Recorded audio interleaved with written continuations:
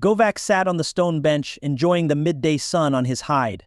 Hot days like this helped him feel just a little younger than his 100 cycles. He looked up at the statue that never failed to move him, remembering the day it was erected 60 cycles ago. The excited chattering of the next class drifted down the hall to him. This was his favorite part of the history class he taught.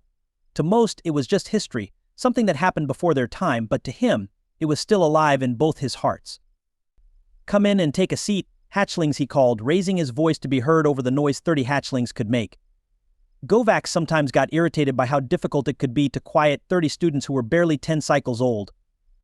But then he remembered his childhood and how difficult it was. He preferred the happy chatter of the hatchlings over the fear and hopelessness he had felt at their age. "Quiet down, hatchlings," he said sternly. "So for today's lesson, I brought you to one of our people's most sacred monuments." He began to stroll to the statue before pointing at it. "Who can tell me what this statue depicts?" Korak, a student from the back row, stood up. "It's a human," honored Elder Govak nodded in approval. "Very good. Korak, you may be seated." "And who can tell me about the humans?" His arms clasped behind his back as he turned to look at them. Rudak rose and confidently stated, "They are aliens, but my sire calls them just a myth." A legend. Govak looked out at the other students. "How many of you agree that humans are a myth?" Almost every claw shot up. Govak shook his head and thought to himself, less than 90 cycles for real events to become a myth. "That's incorrect, Rudak." "Your sire is quite wrong," he said, turning to look up with reverence. "I was there when the humans appeared to us," saved us an excited buzz coursed through the class. Several students asked questions at the same time. "Really? Were humans as tall as the statue? Where are they now? Did you meet any?" Govak held up a claw to quiet them. "Yes, I was there when the humans came." He took a moment to gather his thoughts. "I wasn't much older than you are now when we still lived on Corin." Another excited buzz followed the mention of their former homeworld. The young grew up on tales of life before they had to leave the planet. To the young, it was so long ago that they forgot some scions were still alive from that time. Govak stood in front of them. "There was no Kexian Republic then, and we'd only recently left our world for the stars. We'd established a few colonies on our moons but couldn't even explore our entire system yet. My sire was a member of the ruling council of elders." Govak still felt proud of his sire. "We sent messages to the stars, wondering if we were alone. We made first contact with the Chians, and from them we learned of many other races. Small groups of aliens came to trade and welcome us to the galactic community, one of which was the humans. Unlike most aliens, they were fair in their dealings with us. It was one of their laws when it came to interacting with those races new to the stars." Govak continued. "We traded for new technology, including new tools to examine our system and to explore our world. It was one of these new devices that warned us of the danger building inside our second moon, Taxer." As always, a rush of memories came to Govak when he taught this lesson. "What was the danger?" one of the students exclaimed. Govak hid a smile as he replied, "I will tell you in a moment. Be patient." Pressure was building to an extremely high level, and there was concern it would endanger our science outpost there. Govak took a breath. "We didn't think big enough that it would crack our moon and send chunks of it to our homeworld. At first, our scientists just studied the changes, but things changed once they saw the fault lines beginning to widen, and then the moonquakes became more frequent, more intense. They sent messages to scientists of various races, and they warned us it was just a matter of subcycles before it cracked wide open. They told us it would most likely destroy our planet when the huge chunks hit the surface. Our other moon couldn't sustain life, it was just another outpost," Govak said. Govak remembered the looks on the faces of the adults, the hushed whispers and discussions about what to do. "We were still new to space and had very few ships capable of leaving our system. We needed help if we were to survive." Messages were sent to all the races we'd met. He still remembered his sire's anger, but they either ignored us or offered to sell or rent their ships for an exorbitant amount. A few offered us shelter, but in return, we'd be like slaves for them. Govak still loathed the Knet for that so-called offer. "We had just about given up on help from other races and made plans to get as many out as possible." Govak enjoyed how engrossed the students were in his tale. "We had no idea that someone answered our call. But the humans did. A massive fleet arrived, thousands of ships of all sizes, warships, transports, luxury liners, cargo haulers, and shuttles by the hundreds to move us from the planet to the ships. The humans apologized for taking so long to get there. My sire calculated how long it took to travel from Corin to the humans' home system. They'd left less than a rotation after they got our message." Looking at his students' faces, he remembered having that same look of astonishment. Govak continued. "Now humans were known to be efficient, but the level of their preparation was beyond belief. They knew just how many of our people could fit per ship with our most necessary possessions. Teams of humans worked with our people to dismantle our most important buildings' temples. Factories, space launching facilities, monuments, schools, and others were just torn down for the material. Samples of native flora and as much fauna as they could safely catch were taken aboard explorer ships set up to do just that. Surprisingly, they managed to get samples of almost all flora and large numbers of wild fauna. All the wild animals you see in the parks and wild areas are from our home planet. It still left Govac in awe at just how much they did in such a short time. They even completely evacuated and removed our outposts on both moons and extracted large amounts of our resources for our use in rebuilding. Govac smiled as he teased the students. Remember that when you complain it takes too long to clean your dens, Govac carried on with the tale. They did this without stopping for 10 rotations. They took us to a planet they'd been terraforming for their use but hadn't occupied yet. We got another surprise when we landed and found another large group of humans had been putting up temporary shelters for us. Holes had been dug to transfer the water from our planet to save on the time it can take to have enough for all of us and our animals until the moisture processors can supply enough to create all the lakes and some of the rivers you see now. With this world being much closer to Corin, they were able to make multiple trips back and forth. All of our people, except the ones that stayed to help, were transferred here in less than 8 rotations on Corin. That would be 6 rotations here. My sire was one of the volunteers and told me they worked until almost the last minute before it happened. Govac vividly remembered the sorrow in his sire's voice as he described the death of our world. I was with my sire when the Council of Elders met with the humans that had been in charge of the evacuation. Govac continued. The elders asked how they should repay the humans for their help, and one of them made a joke.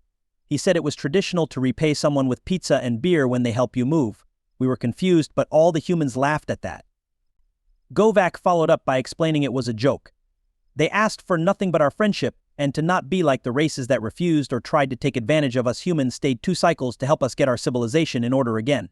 Cities were built, flora planted, and then wild fauna released, Govac said.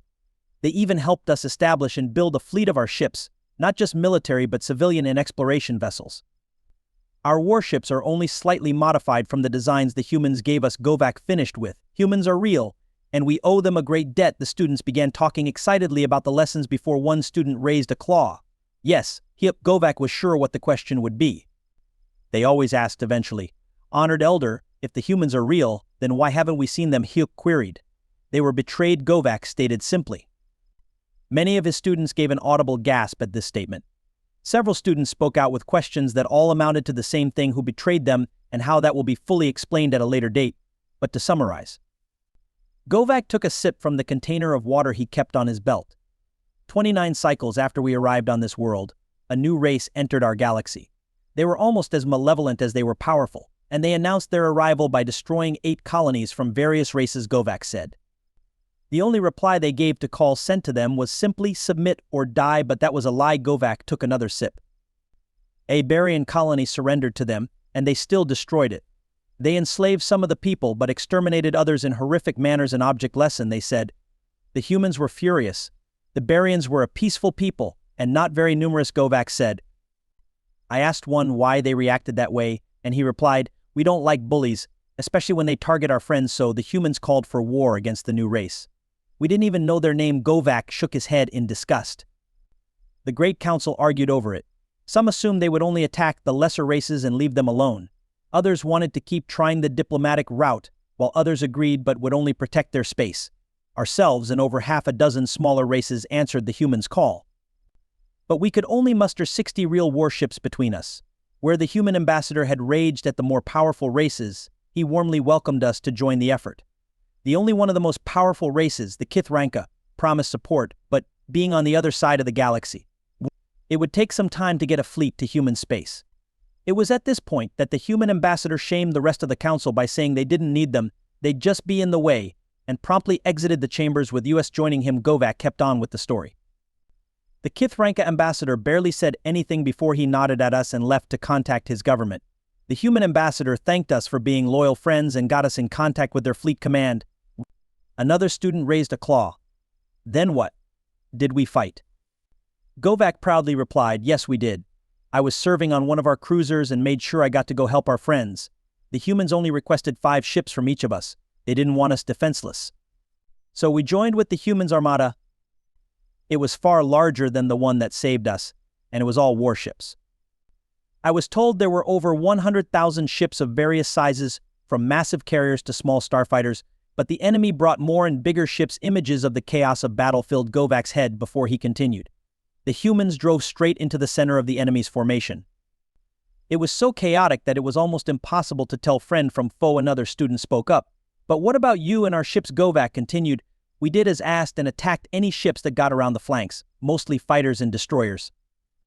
But we did have to gang up on a large cruiser too, and after 3/4 of a rotation, the battle was over. Govak looked at each student. Only a few of the enemy escaped, and none of their capital ships. But the humans paid a very heavy price for victory. 80% of their fleet was destroyed, and the rest heavily damaged. All but a dozen capital ships were floating wrecks.